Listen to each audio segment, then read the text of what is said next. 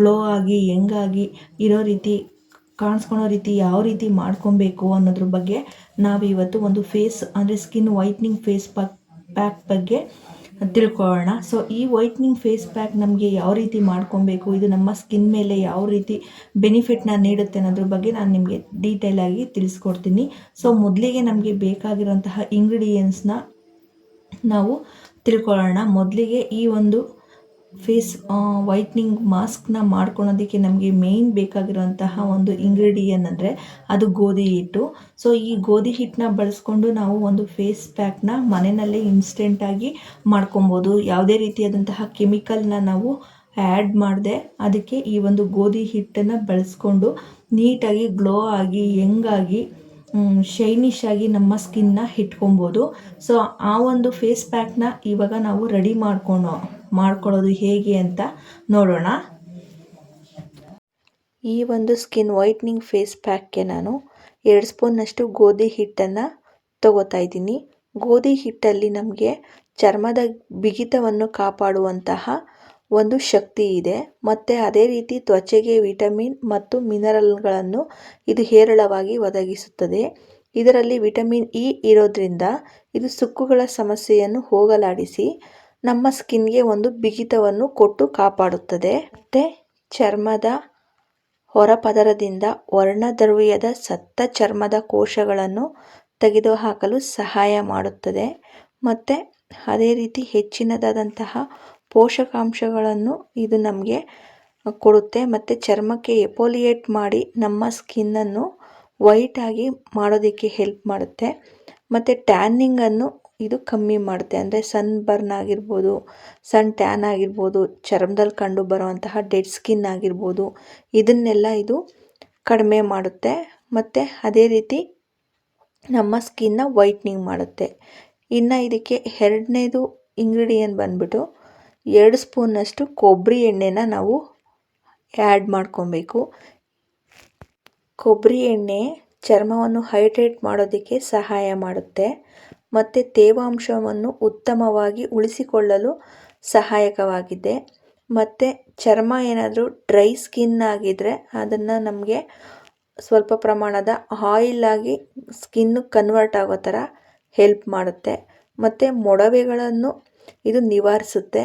ಅದೇ ರೀತಿ ಏನಾದರೂ ಚರ್ಮದಲ್ಲಿ ಉರಿಯೂತ ಕಂಡು ಬಂದರೆ ಅದನ್ನು ಇದು ಕಡಿಮೆ ಮಾಡುವಲ್ಲಿ ನಮಗೆ ಸಹಾಯ ಮಾಡುತ್ತದೆ ಮತ್ತು ಚರ್ಮಕ್ಕೆ ಬೇಕಾಗಿರುವಂತಹ ಎಣ್ಣೆ ಮತ್ತು ನೀರಿನ ಅಂಶವನ್ನು ನೀಡಿ ನಮಗೆ ಚರ್ಮವನ್ನು ಮಾಯ್ಶ್ಚರೈಸಿಂಗ್ ಆಗಿ ಮಾಡೋದಕ್ಕೆ ಕೊಬ್ಬರಿ ಎಣ್ಣೆ ನಮಗೆ ಸಹಾಯ ಮಾಡುತ್ತದೆ ಮತ್ತು ಅದೇ ರೀತಿ ಈ ಒಂದು ಫೇಸ್ ಪ್ಯಾಕ್ಗೆ ಹಾಲನ್ನು ಸಹ ನಾವು ಸೇರಿಸ್ಕೊಬೇಕು.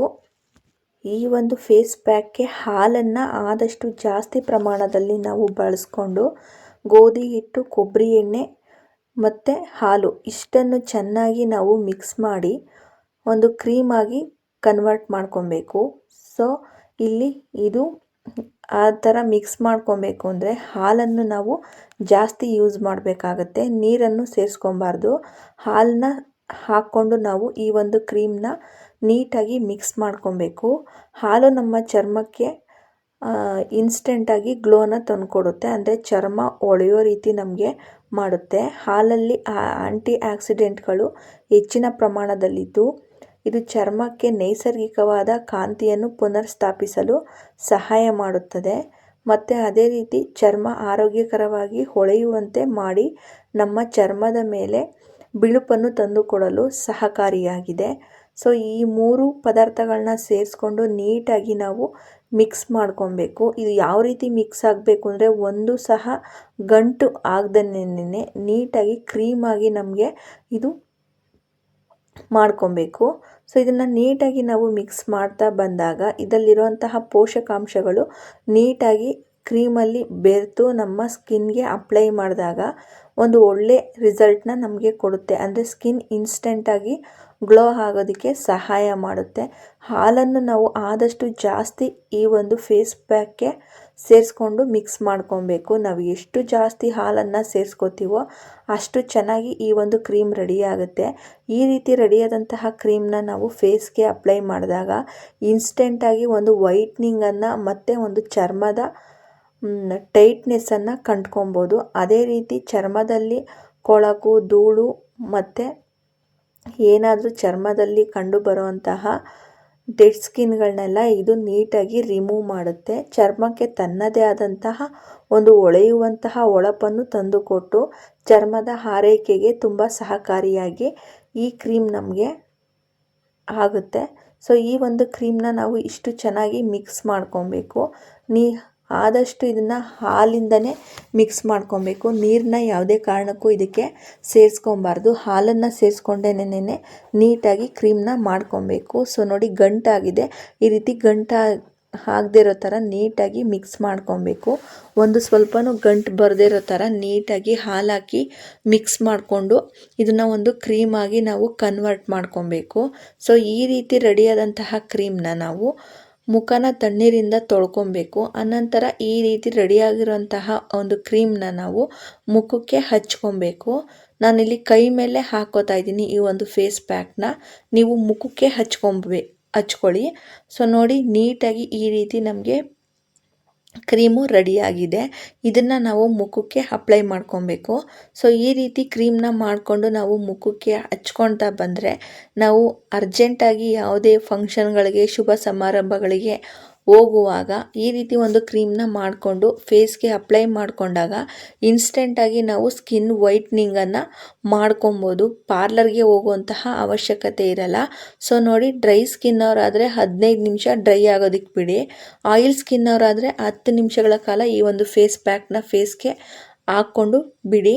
ಅನಂತರ ನೀವು ಈ ಫೇಸ್ ಪ್ಯಾಕ್ ನೀಟಾಗಿ ಡ್ರೈ ಆದಮೇಲೆ ಇದನ್ನು ವಾಶ್ ಮಾಡ್ಕೊಬೇಕಾಗುತ್ತೆ. ಸೊ ನೋಡಿ ಫೇಸ್ ಪ್ಯಾಕು ನೀಟಾಗಿ ರೆಡಿ ಮಾಡಿಕೊಂಡು ಫೇಸ್ಗೆ ಅಪ್ಲೈ ಮಾಡ್ಕೊಬೇಕು. ಈ ರೀತಿ ಫೇಸ್ಗೆ ಅಪ್ಲೈ ಮಾಡ್ಕೊಳ್ಳಿ. ಆನಂತರ 10 ನಿಮಿಷದಿಂದ 15 ನಿಮಿಷ ಟೈಮ್ ಕೊಟ್ಟು ಇದನ್ನು ಡ್ರೈ ಆಗೋದಕ್ಕೆ ಬಿಡಿ. ಸೊ ನಂದು ಡ್ರೈ ಆಗಿದೆ. ಈ ರೀತಿ ಡ್ರೈ ಆದಮೇಲೆ ನೀಟಾಗಿ ತಣ್ಣೀರಿಂದ ವಾಶ್ ಮಾಡ್ಕೊಬೇಕು. ಸೊ ನಾನಿಲ್ಲಿ ಟಿಶ್ಯೂ ಪೇಪರಿಂದ ವಾಶ್ ಮಾಡ್ಕೋತಾ ಇದ್ದೀನಿ, ಅಂದರೆ ರಿಮೂವ್ ಮಾಡ್ಕೋತಾ ಇದ್ದೀನಿ. ನೀವು ತಣ್ಣೀರಿಂದ ಮುಖನ ವಾಶ್ ಮಾಡ್ಕೊಳ್ಳಿ. ಸೊ ವಾಶ್ ಮಾಡ್ಕೊಂಡಾದ್ಮೇಲೆ ನಮ್ಮ ಸ್ಕಿನ್ ಒಂದು ಬ್ರೈಟಾಗಿ ಅಥವಾ ಕಲರ್ ಬಂದಿರುತ್ತೆ ನೋಡಿ. ಸ್ಕಿನ್ ಎಷ್ಟು ಇನ್ಸ್ಟೆಂಟಾಗಿ ವೈಟ್ ಕಲರಲ್ಲಿ ನಿಮಗೆ ಕಾಣ್ತಾ ಇದೆ. ತುಂಬ ಶೈನಿಶ್ ಆಗಿ ಹೊಳೆಯುವಂತಹ ಸ್ಕಿನ್ನ ನಾವು ನೋಡ್ಬೋದು. ಇದು ಲೈವ್ ರಿಸಲ್ಟ್ ನಿಮಗೆ ತೋರಿಸ್ತಾ ಇದ್ದೀನಿ. ಸೊ ಈ ರೀತಿ ಮಾಡ್ಕೊಳೋದ್ರಿಂದ ನಮ್ಮ ಸ್ಕಿನ್ನಲ್ಲಿ ತನ್ನದೇ ಆದಂತಹ ಒಂದು ಹೊಳಪನ್ನು ನಾವು ಕೊಟ್ಕೊಬೋದು. ಈ ಒಂದು ಫೇಸ್ ಪ್ಯಾಕ್ನ ನಾವು ಅಪ್ಲೈ ಮಾಡಿದ್ರೆ ಸ್ಕಿನ್ಗೆ ಇನ್ಸ್ಟೆಂಟಾಗಿ ಗ್ಲೋ ಆಗಿ ಶೈನಿಶ್ ಆಗಿರುವಂತಹ ಚರ್ಮನ ಪಡ್ಕೊಬೋದು. ಸೊ ಈ ವಿಡಿಯೋ ಇಷ್ಟ ಆಗಿದೆ, ದಯವಿಟ್ಟು ಲೈಕ್ ಮಾಡಿ.